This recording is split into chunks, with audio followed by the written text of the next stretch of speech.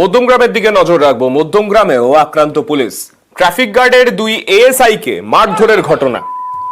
Social মিডিয়ায় viral সেই ছবি। মধ্যমগ্রামে ট্রাফিক আইন ভাঙার অভিযোগ স্থানীয় কিছু যুবকের বিরুদ্ধে।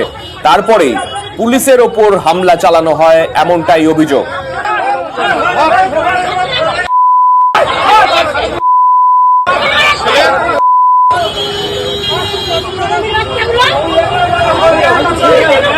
আমাদের সঙ্গে রয়েছেন আমাদের প্রতিনিধি জিয়াউল। জিয়াউলের কাছে যাব। জিয়াউল, এই গোটা ঘটনায় এখনো পর্যন্ত বেশ কয়েকজনকে গ্রেফতার করা হয়েছে জানা যাচ্ছে, কিন্তু ঘটনাটা ঠিক কি হয়েছিল?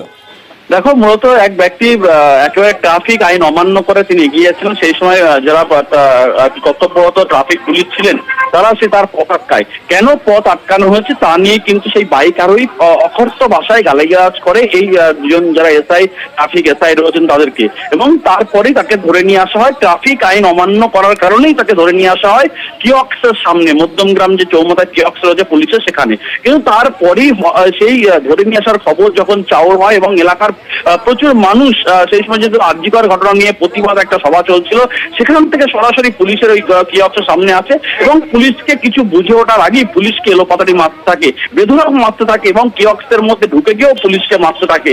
কিন্তু শুধুমাত্র যে আইন আর ট্রাফিক আইন অমান্য করায় তাদেরকে ধরে নিয়ে আসা হয়েছে তারা শুনতেই চাননি। ফলে পুলিশের উপরে এটা ক্ষোভ এলাকার মানুষের ছিল এমনটাই মনে করা হচ্ছে। ফলে তারপরে বেধড়ক মারধর করা হয়। এই ঘটনায় সোশ্যাল মিডিয়ায় যারা মারধর করে তারা একটি সোশ্যাল মিডিয়ায় ছাড়ে, ভাইরাল করে। তারপরে পুলিশ ইতিমধ্যে সোশ্যাল মিডিয়ায় ছবি দেখে ইতিমধ্যে 4 জনকে গ্রেফতার করেছে।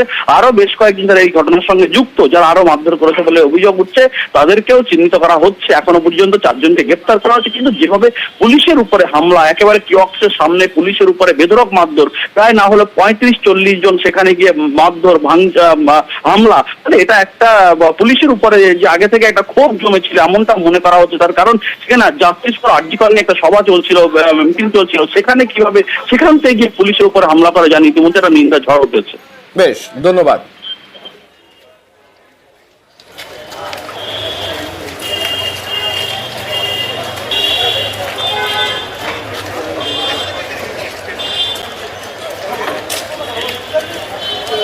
মধ্যমগ্রামে ট্রাফিক পুলিশকে ঘিরে সাধারণ মানুষের ক্ষোভ, মারধর করা হয় পুলিশকে বলে অভিযোগ।